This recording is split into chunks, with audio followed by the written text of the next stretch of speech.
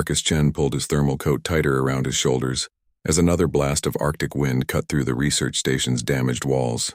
The storm had been raging for 3 days now, and the heating system had failed 12 hours ago.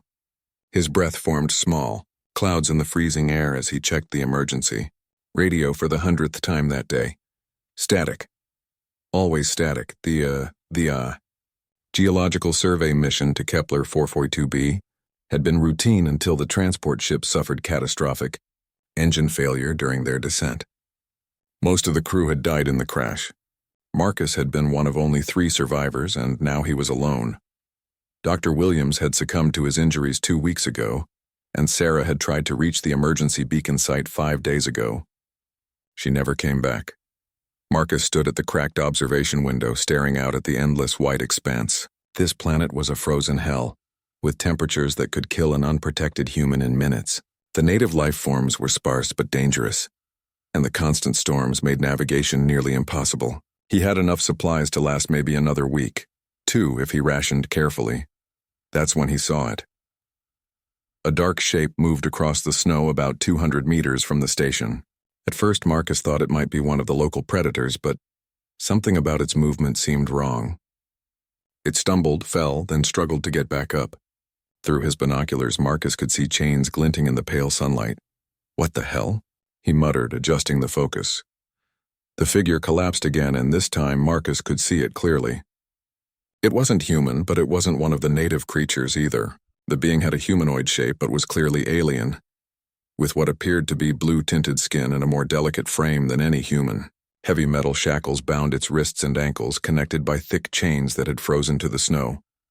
Marcus watched in horror as the alien struggled against the restraints, growing weaker with each attempt. Even from this distance, he could see the exhaustion in every movement. The being was dying. His rational mind screamed warnings. This could be a trap. The alien might be dangerous. He didn't know anything about its species, its intentions, or why it was chained up in the middle of nowhere. Getting involved could mean his death, and he was already fighting just to survive on this frozen rock. But as Marcus watched the alien collapse again and fail to get back up, he knew he couldn't just stand there and watch another intelligent being die. "Damn it," he whispered, grabbing his emergency kit and thermal suit. The storm had died down to a steady wind, but the cold still hit him like a physical blow when he stepped outside. The snow crunched under his boots as he made his way toward the fallen figure, his breath coming in sharp puffs that immediately crystallized and fell to the ground. Up close, the alien was even more clearly not from this world. She was definitely female, with features that were beautiful in an otherworldly way. Her skin had a subtle blue undertone that seemed to shimmer slightly, and her hair was a deep silver color that reflected the pale light. She wore what looked like the remains of some kind of fitted clothing, but it was torn and provided little protection against the cold. The chains were unlike anything Marcus had seen before. They appeared to be made of some kind of black metal that seemed to absorb light rather than reflect it. Each shackle was secured with complex locking mechanisms that looked far more advanced than anything humans had developed. The alien's eyes fluttered open as Marcus knelt beside her. They were a striking violet color, and for a moment intelligence and fear warred in their depths. She said something in a language Marcus didn't recognize, her voice weak but melodic. "It's okay," Marcus said gently, holding up his hands to show he meant no harm. "I'm going to help you." She seemed to understand his tone if not his words, because some of the fear left her eyes. Marcus examined the chains more closely, looking for any way to remove them. The locks were incredibly sophisticated, with no visible keyholes or release mechanisms. The metal itself felt strange under his fingers, almost warm despite the freezing temperature. "These aren't coming off easily," Marcus muttered. He looked back at the alien girl, who was watching him with growing confusion. "We need to get you somewhere warm first. Can you walk?" When he tried to help her sit up, she attempted to communicate again. This time she pointed weakly at the sky, then at herself, then made a gesture that clearly indicated others. Her expression became urgent, almost panicked. "Others?" Marcus looked up at the gray sky, then back at her. "Your people?" "Are they coming?"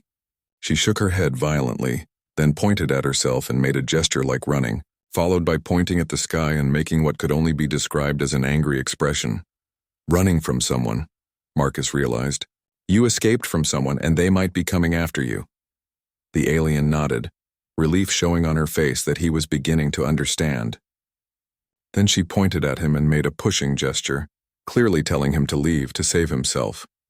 Marcus almost smiled despite the situation. Even freezing to death and clearly terrified, she was trying to protect him from whatever was hunting her. It was so fundamentally decent that it reminded him why he had to help. "Not happening," Marcus said firmly. "We're getting you back to the station." He scooped her up in his arms, surprised by how light she was despite being nearly as tall as him. The chains added significant weight, but he could manage it. The alien protested weakly, but she was too exhausted to resist effectively. The journey back to the station felt like it took forever. The wind picked up again and snow began to fall more heavily. Marcus's muscles burned from the cold and exertion, but he pushed forward. Behind them, their tracks were already being covered by the fresh snowfall. As they reached the station, Marcus couldn't shake the feeling that time was running out. Whoever had chained this alien and left her to die in the wasteland might come looking for her, and when they did, they would find Marcus too. He looked down at the alien in his arms who had fallen unconscious again. Her breathing was shallow but steady. Whatever was coming, Marcus had made his choice. He wouldn't abandon someone who needed help, no matter the cost. The frozen wasteland had just become a lot more dangerous, but Marcus Chen had never been one to back down from a fight. Back inside the station, Marcus laid the alien girl on the emergency medical cot and immediately began working to warm her up. Her body temperature was dangerously low, and her lips had taken on a darker blue shade that couldn't be natural even for her species. He wrapped her in every thermal blanket he could find and started the backup heating unit, which would drain precious battery power but might save her life. As warmth began to return to the small medical bay, the alien's breathing became more regular. Marcus examined her more carefully, looking for injuries beyond the obvious restraints. Her wrists and ankles were raw and bleeding, where the shackles had rubbed against her skin during her escape attempt. The wounds looked infected with angry red streaks that suggested she had been chained for a long time. "What did they do to you?" Marcus whispered as he cleaned the wounds with antiseptic. The alien stirred at his touch, her violet eyes opening slowly. When she saw him working on her injuries, she tried to pull away, but the movement clearly caused her pain. Marcus held up the medical supplies so she could see them. "Medicine," he said simply, pointing to the antiseptic and then to her wounds. "Help." Understanding dawned in her eyes and she relaxed slightly, allowing him to continue. As he worked, Marcus noticed that her wounds seemed to be healing faster than should be possible. The angry red streaks were already fading, and the raw areas where the shackles had chafed were beginning to close. "Impressive healing factor," Marcus noted. "That's probably the only reason you survived out there." When he finished treating her visible injuries, Marcus turned his attention to the chains themselves. Under better lighting, they were even more mysterious. The black metal seemed to shift and flow slightly when he wasn't looking directly at it, and it remained warm to the touch despite the cold temperature of the room. The locking mechanisms were incredibly complex, with multiple layers of what appeared to be both mechanical and electronic components. Marcus had been a mining engineer before joining the geological survey team, and he had never seen anything like these restraints.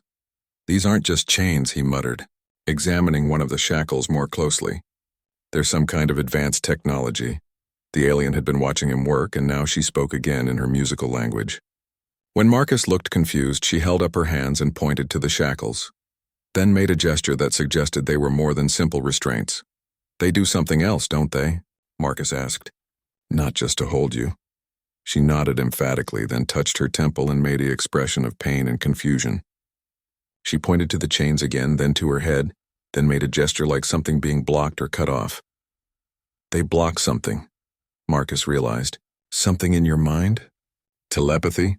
Some other ability?" The alien's expression brightened with relief that he was understanding. She nodded vigorously, then pointed to herself and made a gesture like light emanating from her hands. When she pointed to the chains, she made the same gesture but showed it being cut off. "You have some kind of power and the chains suppress it," Marcus summarized. "No wonder whoever captured you wanted to keep you restrained." The alien tried to sit up and Marcus helped her into a more comfortable position. She looked around the research station with curiosity, taking in the human technology and equipment. When her gaze fell on the damaged communication equipment, she became excited and pointed to it. "Communications?" Marcus asked. You recognize it? She nodded and made gestures indicating she understood the concept of long-distance communication. Then she pointed to herself, to the sky, and made what was clearly a distress signal gesture. You want to call for help? Marcus understood.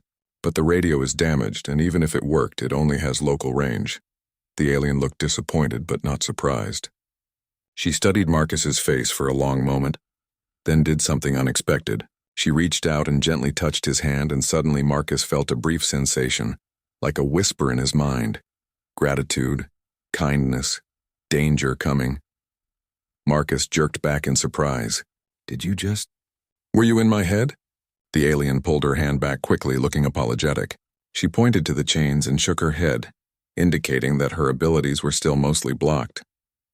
What she had shared was just a fragment of what she could normally do. Your people have telepathy, Marcus said, more to himself than to her, and someone captured you to prevent you from using it.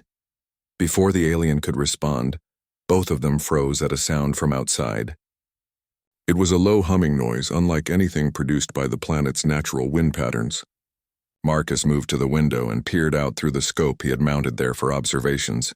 3 objects were moving across the sky in the distance, flying in a tight formation. They were too far away to make out details, but they were clearly artificial and clearly searching for something. The alien had moved to his shoulder and was looking out as well. When she saw the objects, her face went pale. Yours? Marcus asked. She shook her head violently and pointed to herself, then made a gesture of being captured. These were her captors, and they had come looking for her. How long do we have? Marcus asked. The alien held up her hands and made a series of quick gestures. Based on the urgency of her movements and the direction the search craft were moving, Marcus estimated they had maybe an hour before the searchers reached this area. Right, Marcus said, his mind already racing through their options. We need to get those chains off you, and we need to do it fast. He grabbed his engineering toolkit and returned to examine the locking mechanisms more carefully. The alien watched him work, occasionally making suggestions through gestures. She pointed to certain areas of the locks and made warning gestures, indicating some parts might be dangerous to tamper with. Marcus studied the complex mechanisms, his engineering background helping him identify what appeared to be the main locking systems. There were 3 separate mechanisms on each shackle, each using different principles. One appeared to be purely mechanical, one seemed to be electronic, and the third was something he couldn't identify at all. I can probably bypass the mechanical and electronic locks, Marcus said, more to organize his own thoughts than to communicate with the alien. But that third system, I have no idea what that is. The alien pointed to the unknown mechanism and made a gesture indicating it was the most important one. She touched her temple again and showed that this particular lock was what blocked her abilities most strongly. So even if I get the other 2 open, you'll still be powerless with that one engaged, Marcus realized. She nodded sadly, then made a gesture suggesting that even partial freedom would be better than nothing. Marcus looked back toward the window, where the distant search craft were slowly getting closer. He had to make a decision quickly. Try to free her partially and hope it was enough, or try to understand the alien technology and risk running out of time entirely. The alien seemed to sense his dilemma. She reached out and touched his arm gently, then pointed to him and made a gesture toward the back of the station, clearly telling him to run and save himself. Marcus looked at her determined expression and almost laughed. You're still trying to protect me, he said, even when you're the one in chains. He turned back to the locks with renewed determination. Well, I'm not leaving, so let's see what human stubbornness can accomplish against alien technology. Marcus worked furiously on the first shackle, sweat beading on his forehead despite the cold air. The mechanical lock was complex but followed principles he understood. Using a combination of precision tools and careful leverage, he managed to disengage the first mechanism after 20 minutes of careful work. The alien watched with growing amazement as Marcus's steady hands and engineering knowledge slowly overcame technology far more advanced than anything her captors had expected a human to understand. When the mechanical lock clicked open, she gasped and flexed her fingers, clearly feeling some relief even though the other mechanisms still held. 1 down, 2 to go, Marcus muttered, wiping sweat from his eyes. Through the window, the search craft had grown larger. They were definitely heading in this direction, though they seemed to be following a search pattern rather than coming directly to the station. The electronic lock proved more challenging. Marcus had to trace the circuitry using his multimeter and diagnostic tools, trying to understand the flow of power through components that operated on principles he had never seen before. The alien tried to help, pointing to different areas and making gestures that suggested functions, but the language barrier made detailed communication impossible. After another 15 minutes, Marcus found what appeared to be the main power coupling for the electronic system. Using a small electromagnetic pulse generator from his geological equipment, he sent a carefully calibrated surge through the circuit. The lock sparked, flickered, and went dark. The second shackle opened with a soft hiss, and the alien immediately grabbed Marcus's arm. This time the mental contact was stronger, and Marcus felt a flood of emotions and impressions: relief, gratitude, fear, images of a beautiful world with crystalline cities and beings like her flying through rainbow-colored skies. Then darkness captured pain, others of her kind being taken. "Your people," Marcus gasped, pulling back from the overwhelming sensation. "They're taking your people." The alien nodded grimly, tears forming in her violet eyes. She made gestures indicating many of her kind had been captured, and showed him that they were being taken away from their homeworld, for reasons she didn't fully understand. "Slavers," Marcus said, the word tasting bitter, or worse, but there was no time to dwell on the larger implications. The third lock remained, and through the window, Marcus could see that the search craft were now close enough to make out individual details. They were sleek, predatory-looking vessels with sensors that swept the ground below them in systematic patterns. The third locking mechanism was unlike anything in Marcus's experience. It seemed to be made of the same black metal as the chains, but it pulsed with its own internal energy. When Marcus touched it with his tools, he felt a strange sensation, as if the lock was somehow aware of his presence and actively resisting his efforts. This isn't just technology, Marcus realized. There's something else at work here. The alien nodded and pointed to the lock, then to her heart, then made a gesture suggesting something living. The lock wasn't just mechanical or electronic, it was somehow organic or psychic in nature. "How do I fight something that's alive?" Marcus asked, more to himself than to her. The alien thought for a moment, then took Marcus's hand and placed it on the lock alongside hers. She closed her eyes and concentrated, and suddenly Marcus could feel what she was feeling. The lock was indeed alive in some sense, a biotechnological construct that fed on psychic energy and used that energy to maintain its hold. But more importantly, Marcus could feel the alien's own power, even though it was suppressed. It was like a warm light trying to shine through thick cloth, muffled but not extinguished. And somehow through their contact, Marcus could sense that his own human determination and will were affecting the balance. "You're not just psychic," Marcus realized. "You're empathic. You can feel what others feel, share their emotions and determination." The alien opened her eyes and nodded, hope beginning to show on her face. Through their connection, Marcus could feel her explaining without words. Her people were empaths and telepaths, but they had never encountered a mind like his, one that was closed to psychic intrusion, but open to willing connection. Human stubbornness and determination, it seemed, were forces that her captors had never accounted for. Working together, Marcus attacking the lock with tools and determination, while the alien channeled what power she could through their connection, they began to make progress. The biotechnological construct seemed confused by Marcus's presence, unable to feed on his emotions or bend his will the way it had been designed to do with psychic species. "That's it," Marcus encouraged, feeling the lock beginning to weaken. "Your captors never met a human before. They didn't know we could be just as stubborn as their technology is clever. But their breakthrough came almost too late." The humming of the search craft was now directly overhead, and Marcus could see through the window that the vessels were beginning to descend toward the research station. Their sensors had clearly detected the alien's presence. With a final surge of combined effort, the third lock cracked and fell away. The alien cried out in relief as her full powers returned to her, and Marcus felt an incredible rush of sensation as her abilities came flooding back. For just a moment he experienced what it was like to sense the emotions and thoughts of every living thing within miles. "Incredible," he breathed, then focused on the immediate danger. "But we need to move. Now." The alien stood, testing her newfound freedom, and Marcus could see power beginning to flow around her like invisible light. Her eyes glowed with faint inner fire, and when she gestured toward the approaching ships, Marcus felt her anger and determination like a physical force. "Can you fight them?" Marcus asked. She looked at him with an expression that was both grateful and sad. Through their connection, she showed him that she could probably escape now, but that using her powers against the search craft would likely destroy the research station and kill Marcus in the process. "Then we run," Marcus said without hesitation. "Together." The alien looked surprised by his immediate decision to flee with her rather than let her go alone. Through their empathic link, Marcus felt her amazement at his willingness to abandon everything he knew to help someone he had just met. "That's what humans do," Marcus said simply, grabbing his emergency pack and weapon. "We don't abandon friends." Outside, the search craft had landed, and Marcus could hear the sound of boots crunching through snow as the alien's captors approached the station. They had minutes at most before they would be discovered.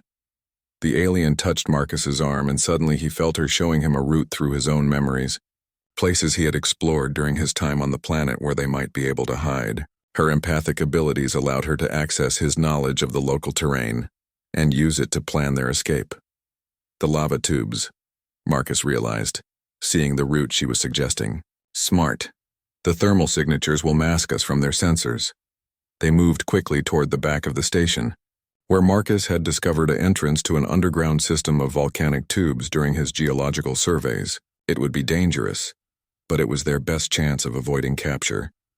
As they prepared to leave, Marcus grabbed one final item from his equipment, his hand closing around the emergency beacon transmitter. If they survived this, he was going to make sure the rest of the galaxy learned about what was happening to the aliens' people. Behind them, the sound of the station's front entrance being forced open echoed through the building. The hunt had begun. The lava tubes stretched deep into the planet's crust, formed millions of years ago when volcanic activity had been much more active. Marcus led the way with his helmet light, the alien girl close behind him. The air was warmer here than on the surface, heated by geothermal activity far below, but it carried the acrid smell of sulfur and ancient rock. They had been moving through the tunnels for over an hour when Marcus finally called for a rest. The alien had been keeping up remarkably well despite her recent ordeal, but Marcus could sense through their empathic connection that she was running on determination alone. Her body still needed time to recover from the hypothermia and abuse she had endured. "This should be safe for a while," Marcus said, choosing a large cavern where several tubes intersected. "The thermal vents will mask our heat signatures, and these tunnels go on for hundreds of kilometers in every direction." The alien sat down gratefully on a relatively flat rock formation, and for the first time since her rescue, she seemed to truly relax. In the soft glow of Marcus's equipment lights, her natural beauty was even more apparent. Her silver hair seemed to capture and reflect the light, and her violet eyes held depths that spoke of intelligence and compassion. "I guess we should figure out how to communicate better," Marcus said, settling down across from her. "I'm Marcus, by the way. Marcus Chen." The alien placed her hand over her heart and said something in her musical language. When Marcus looked confused, she tried again, speaking more slowly. The sounds were unlike anything in human languages, but there was a melody to them that was beautiful to hear. "I can't pronounce that," Marcus admitted. "Would you mind if I called you something I can say?" She seemed to understand and nodded encouragingly. Marcus thought for a moment, considering her violet eyes and silver hair. "Lyra," he said finally, "like the constellation, you remind me of starlight."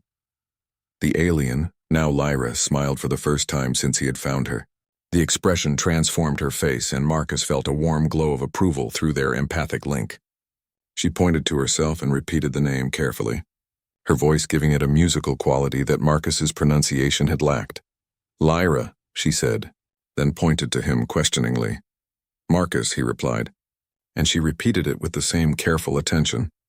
With names established, they began the slow process of building a better communication system. Lyra's empathic abilities helped enormously, as she could sense the concepts Marcus was trying to convey even when the words failed. Meanwhile, Marcus used his engineering background to create simple diagrams and drawings that helped to bridge the language gap. Over the course of several hours, a basic understanding began to emerge. Lyra's people, the Etherians, lived on a world of floating cities and crystalline technology that was powered by psychic energy. They were a peaceful race focused on art, philosophy, and the exploration of consciousness rather than warfare or conquest.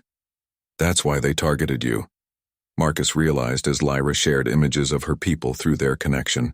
Your abilities, your technology, even your peaceful nature makes you valuable to slavers. Lyra's expression darkened, and through their link, Marcus felt her pain and anger. Her people had been taken completely by surprise when the Corvin Syndicate had arrived. The Corvin were a brutal spacefaring race that dealt in exotic slaves and technologies for wealthy clients across the galaxy. The images Lyra shared were heartbreaking. Etherean cities falling from the sky as their psychic power sources were disrupted. Families separated as the most powerful individuals were selected for capture. Children hidden away while their parents were dragged off in chains. How many? Marcus asked gently. Lyra held up her hands multiple times, indicating hundreds had been taken from her city alone. She showed him that the Corvin had targeted the most gifted individuals, those whose abilities could be harnessed for various purposes. Some would be sold as living psychic amplifiers for wealthy collectors. Others would be used to power exotic technologies. The strongest would be broken and turned into psychic weapons. And you escaped, Marcus said. Through their connection, Lyra showed him her escape. She had been held on a transport ship when a prisoner transfer had gone wrong. In the confusion, several Etherians had broken free, but only Lyra had made it to an escape pod. The pod had been damaged during her flight and had crashed on this frozen world, leaving her stranded with no way to call for help. You've been running for weeks, Marcus realized, feeling the exhaustion and despair she had experienced. That's why you were so weak when I found you. Lyra nodded, then reached out to touch Marcus's hand. The sensation that flowed through their connection was pure gratitude, but there was something else as well. Amazement. Wonder. What is it? Marcus asked. Through their link, Lyra showed him how unique his mind was to her people. Humans, it seemed, had a completely different type of consciousness than any species the Etherians had encountered. Where most minds were open to psychic influence, human minds were naturally shielded. But more than that, human determination and will had a solidity that could anchor and strengthen psychic abilities rather than being consumed by them. That's why I could help you break the lock, Marcus understood. My stubbornness gave you something solid to push against.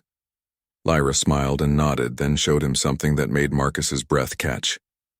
In her memories, he saw glimpses of Earth, images that the Corvin had gathered during their preparations for more slave raids.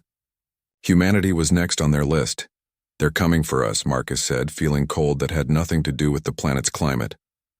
Lyra nodded grimly, then showed him the time frame. The Corvin moved slowly, taking time to study their targets and plan their raids carefully. Humanity had perhaps a year before the attacks began, maybe less if they moved faster than expected. We have to warn them, Marcus said. My people need to know what's coming. But Lyra showed him the larger problem. Even if they escape this planet, even if they manage to reach human space, who would believe such an incredible story? And what could humanity do against a spacefaring race with advanced technology and psychic weapons? Marcus was quiet for a long moment, thinking through the implications. Then he looked up at Lyra with a grim smile. You don't know humans very well yet, he said. We're not as advanced as your people or as powerful as the Corvin, but we have something that might surprise both of you. Through their connection, Marcus shared his own memories, images of human history, of times when his species had faced impossible odds and found ways to survive and fight back. The determination that had carried them from caves to stars, the stubborn refusal to give up that had let them survive ice ages, plagues, wars, and disasters that should have destroyed them. We're not the strongest or the smartest, Marcus said, but we're the ones who don't know when to quit. Lyra felt the truth of that statement in Marcus's memories and emotions. She had seen it herself in the way he had refused to abandon her, in his determination to free her even when it meant putting himself in danger. Together, Marcus said, taking her hand, maybe we can find a way to stop them. Through their connection, Marcus felt Lyra's hope beginning to rekindle. She had been alone and afraid for so long that she had almost forgotten what it felt like to have someone willing to stand with her. The empathic bond they shared had grown stronger over the past hours, and she could feel the absolute sincerity of Marcus's commitment. But their moment of connection was interrupted by a distant sound echoing through the lava tubes. the low hum of Corvin searchcraft modified to work underground. Their pursuers had found the entrance to the tunnel system. "Time to go," Marcus said, shouldering his pack. "But this time we're not just running. We're planning." As they moved deeper into the planetary underground, Marcus began to formulate a plan that combined human ingenuity with Etherian abilities. The Corvin might have superior technology and numbers, but they had never faced the combination of human stubbornness and psychic power working together. The hunt was far from over, but now the hunted were beginning to think like predators. The Corvin search teams moved through the lava tubes with military precision, their advanced sensors tracking heat signatures and movement patterns. Marcus watched them from a concealed position high up in a cavern wall, using his geological knowledge of the tunnel system to stay one step ahead of their pursuers. 3 teams, 4 soldiers each, Marcus whispered to Lyra, who was pressed against the rock beside him. They're spread out but coordinated, professional. Through their empathic link, Lyra shared what she could sense of their hunters. The Corvin were reptilian humanoids, cold-blooded in more ways than one. Their minds were disciplined but cruel, focused entirely on recapture and profit. They saw Lyra as valuable property, nothing more. "They have psychic dampeners," Lyra communicated through their connection, showing Marcus the specialized equipment the Corvin carried.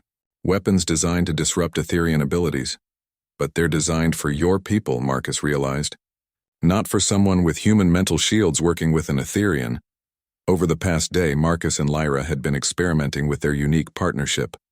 Marcus's naturally shielded mind could provide an anchor point for Lyra's abilities, allowing her to channel power in ways that the psychic dampeners weren't designed to counter. It was like having a lightning rod that could direct and focus psychic energy, rather than simply grounding it.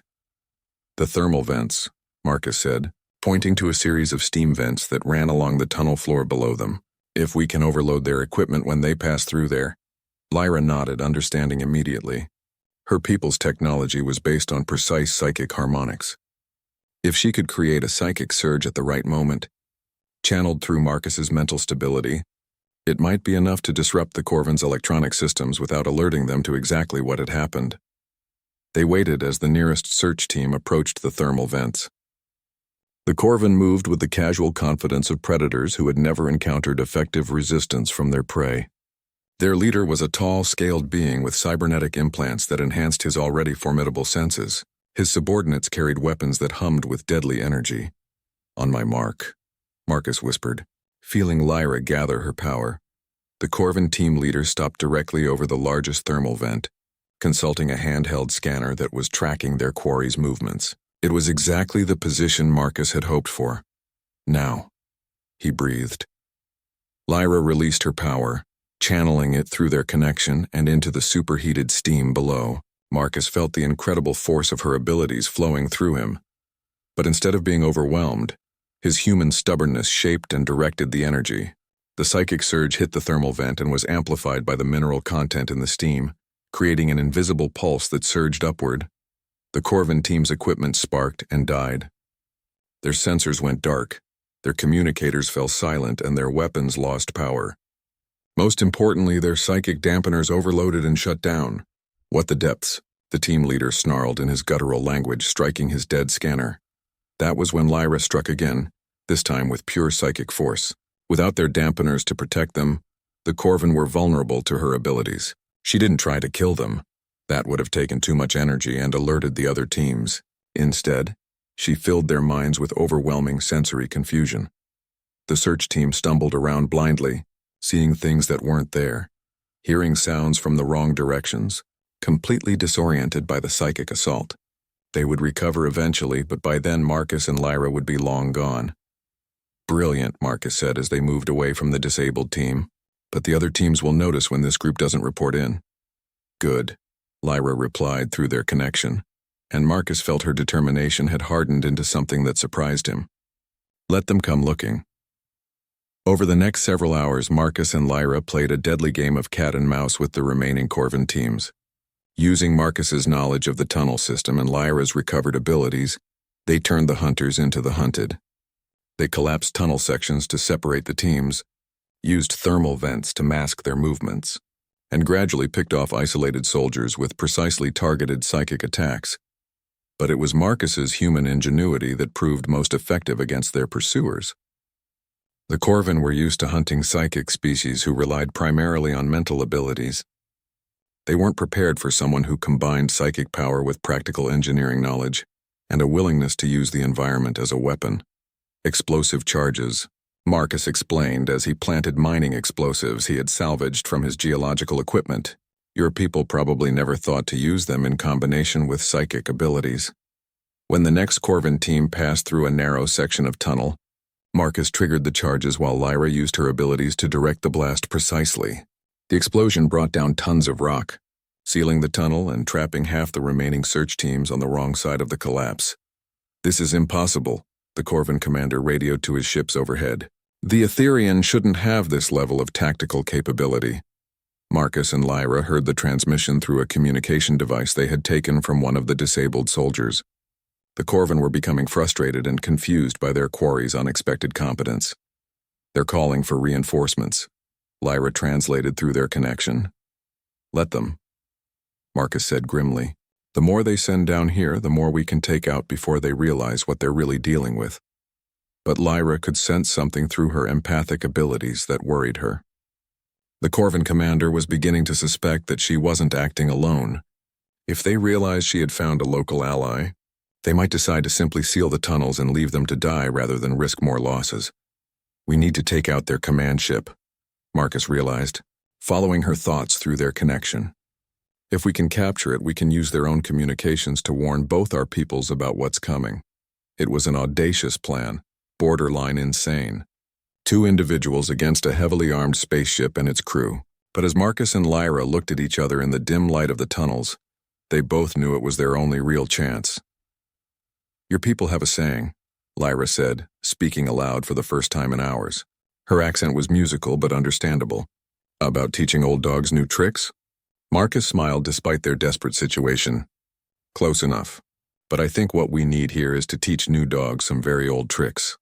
Through their connection, Marcus began sharing everything he knew about human military tactics, guerrilla warfare, and asymmetric combat. Meanwhile, Lyra showed him the full scope of her psychic abilities now that she was free and working with a stable mental anchor.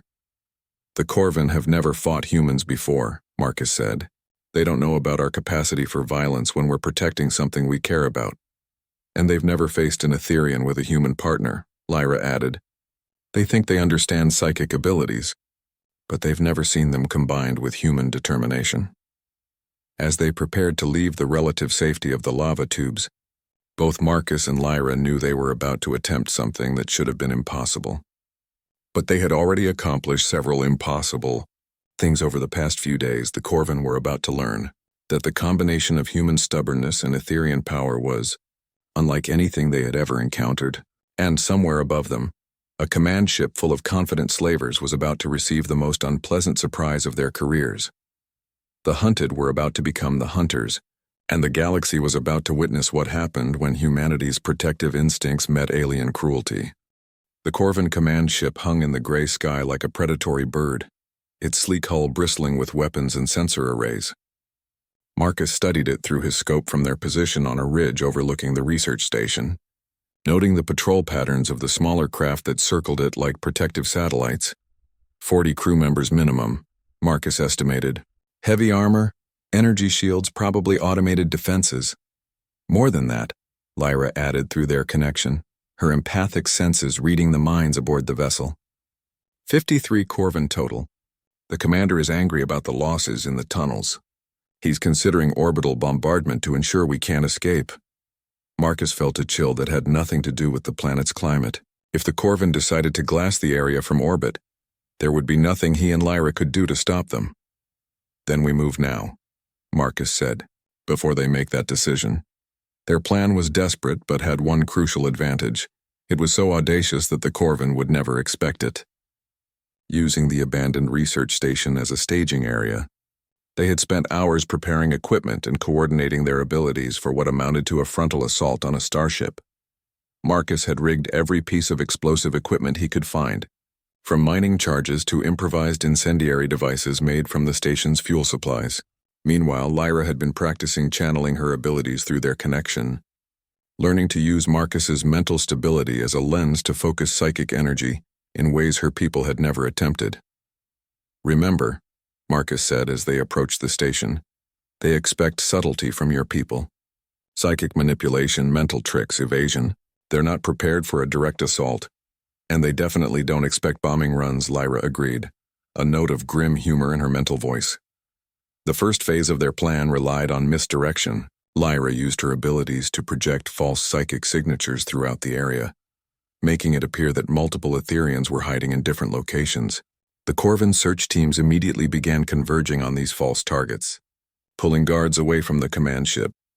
"Phase 1 successful," Marcus reported, watching through his scope as patrol craft peeled away from the command ship to investigate the phantom signals.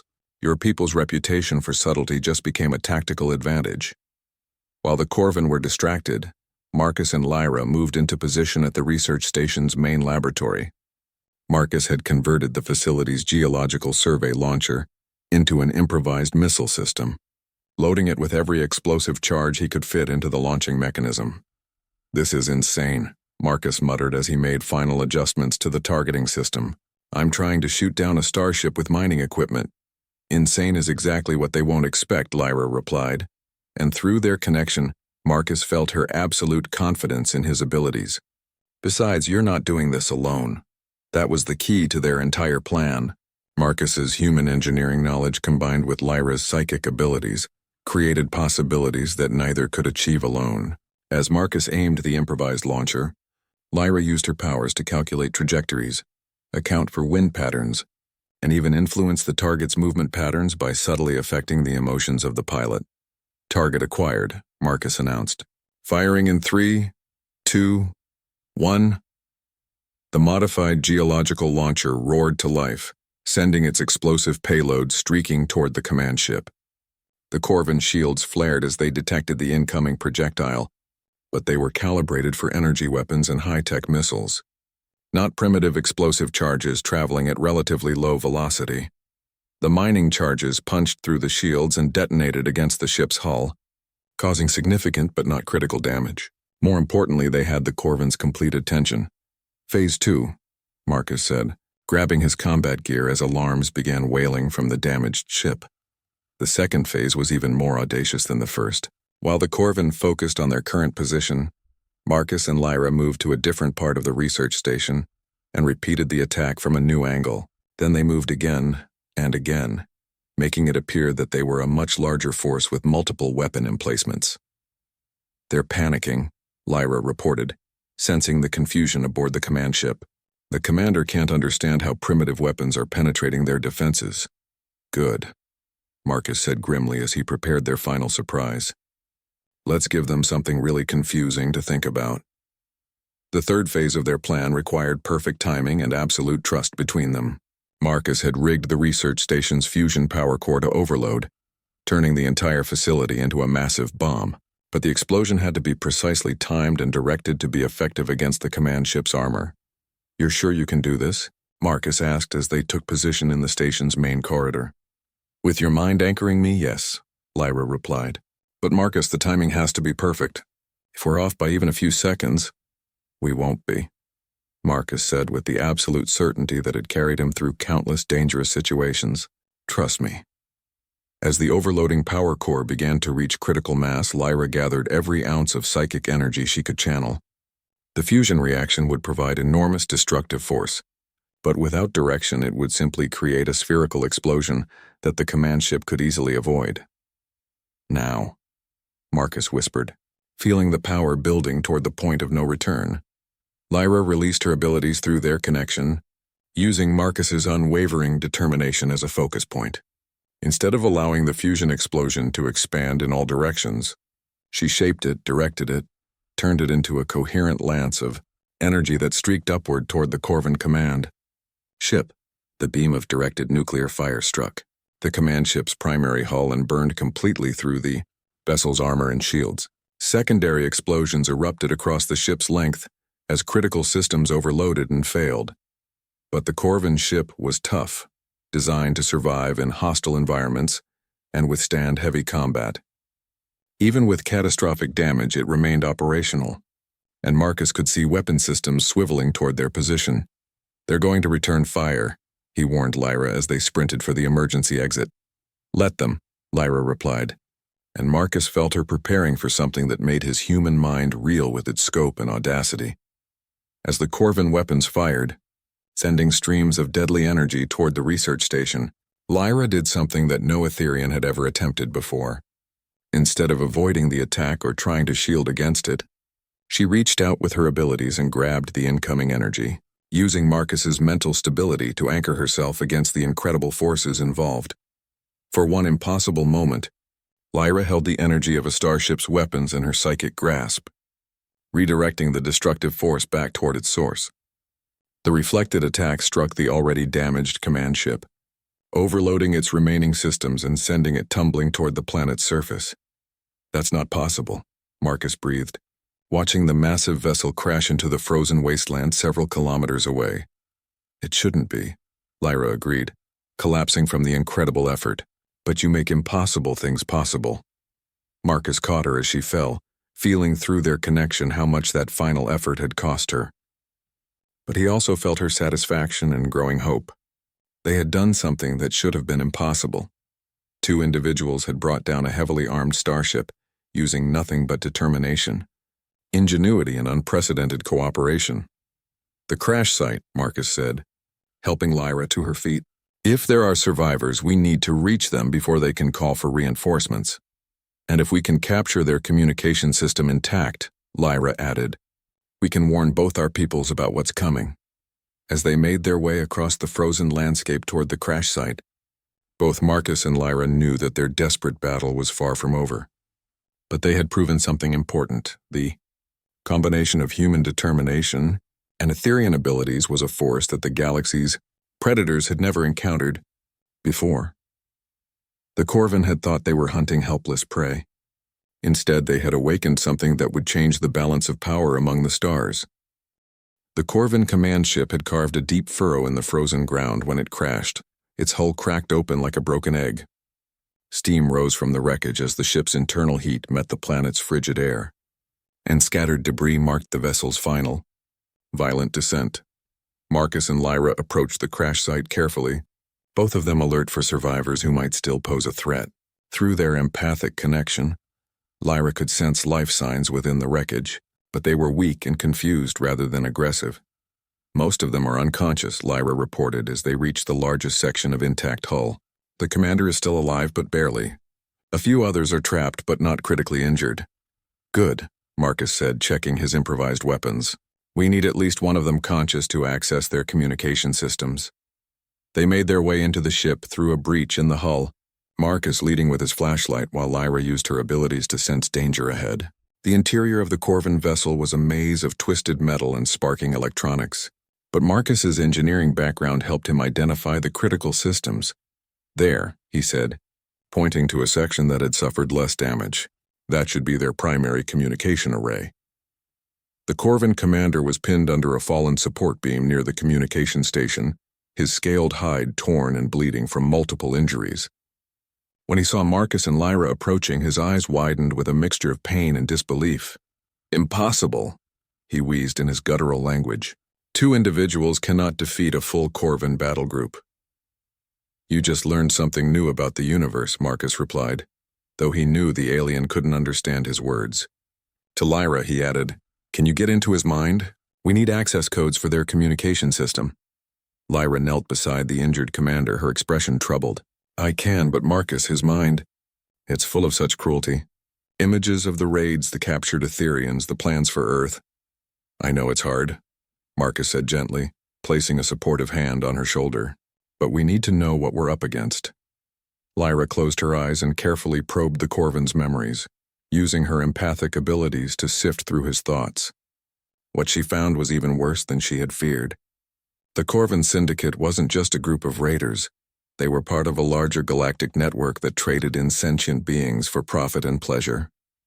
"Marcus," Lyra whispered, her face pale with horror, "there are dozens of species being held as slaves, thousands of individuals. And Earth, they've been planning the human raids for months. Then we stop them," Marcus said with quiet determination. "Starting right now." Using the access codes from the commander's mind, Marcus began working on the communication system while Lyra kept watch. His engineering skills, combined with his stubborn refusal to be defeated by alien technology, gradually allowed him to understand the Corvan communication protocols. "I'm getting a signal," Marcus announced after an hour of careful work. "Multiple frequencies. Some are local, but others, these are going to other star systems." The entire Corvan network, Lyra realized. "If we can access it, we can warn everyone at once," Marcus finished. "Not just our peoples, but all the species they're targeting." Working together, they began broadcasting on every frequency they could access. Marcus used his knowledge of human communication protocols to send warnings to Earth, while Lyra reached out psychically to contact any Etherians who might be within range. But more importantly, they began transmitting everything they had learned about the Corvan operation to every inhabited system they could reach. The response was immediate and overwhelming. Dozens of species throughout the local galactic region began responding to their broadcasts, many of them reporting their own encounters with Corvan raiders. What Marcus and Lyra had uncovered wasn't just a threat to two species. It was a galaxy-wide crisis that had been hidden in the shadows for too long. "Look at this," Marcus said, monitoring the incoming responses. "The Zilani Republic lost 3 colony ships to unknown raiders last year. The Thorian Empire has been tracking similar attacks for months. The Corvan have been hitting everyone, but nobody realized it was the same group. Because they kept their victims isolated," Lyra added, understanding the full scope of the strategy. Each species thought they were dealing with a unique threat. But now, with Marcus and Lyra's broadcasts spreading across the communication networks, the scattered victims were beginning to coordinate their responses. Defense fleets that had been searching for raiders in isolation were now sharing information and combining their efforts. "There," Marcus said with satisfaction as he monitored the tactical displays. "The Corvan base in the outer spiral just went dark. Looks like the Zilani Republic decided to pay them a visit." Over the following hours, they watched as the galactic community responded to the revelation of the Corvan threat. Species that had been suffering in isolation suddenly found themselves part of a larger alliance, and the scattered raider fleets found themselves facing coordinated resistance for the first time. "The network is collapsing," Lyra observed, sensing the fear and confusion in Corvan communications across the galaxy. They never expected their victims to unite against them. "That's what bullies never understand," Marcus said. "Individual victims might be helpless, but when they work together, they become something much more dangerous." As the immediate crisis resolved itself, Marcus and Lyra turned their attention to the longer-term implications of what they had accomplished. The partnership between human determination and Etherian abilities had proven to be incredibly effective, far more so than either species could have achieved alone. "Your people and mine," Lyra said thoughtfully. "We could learn so much from each other." "More than that," Marcus replied, thinking about the broader possibilities. "What we've done here could change everything. Humans provide mental stability and practical ingenuity, while Etherians provide psychic abilities and empathic understanding. Together, we could help other species develop similar partnerships. Through their empathic connection, both of them could sense the vast potential of such cooperation, not just for defense against threats like the Corvan, but for exploration, scientific advancement, and the kind of understanding between species that could transform the galaxy. The Corvan made a mistake when they targeted our worlds," Lyra said, helping Marcus gather data from the ship's computer systems. "They thought they were hunting 2 separate helpless species. Instead, they introduced us to each other," Marcus agreed. "And now we're going to make sure that mistake costs them everything." As rescue ships from multiple species began arriving in the system, drawn by their broadcasts, Marcus and Lyra prepared to leave the frozen wasteland where they had first met. The planet that had been a prison was now a symbol of hope, the place where 2 species had discovered that cooperation could overcome any obstacle. "Ready to see the galaxy?" Marcus asked as they prepared to board the first rescue ship. "With you as my partner," Lyra replied, her hand in his. "I'm ready for anything." Behind them, the wreckage of the Corvan command ship served as a monument to a simple truth that the galaxy's predators had learned too late. When different species worked together with mutual respect and determination, there was no force in the universe that could stand against them. The frozen wasteland had witnessed the birth of something new, a partnership that would echo across the stars and change the fate of countless worlds. And somewhere in space, the scattered remnants of the Corvin Syndicate were learning that their reign of terror had come to an end, brought down by a human who wouldn't abandon a friend and an Etherean, who had found the anchor her abilities needed to become truly powerful. The galaxy would never be the same.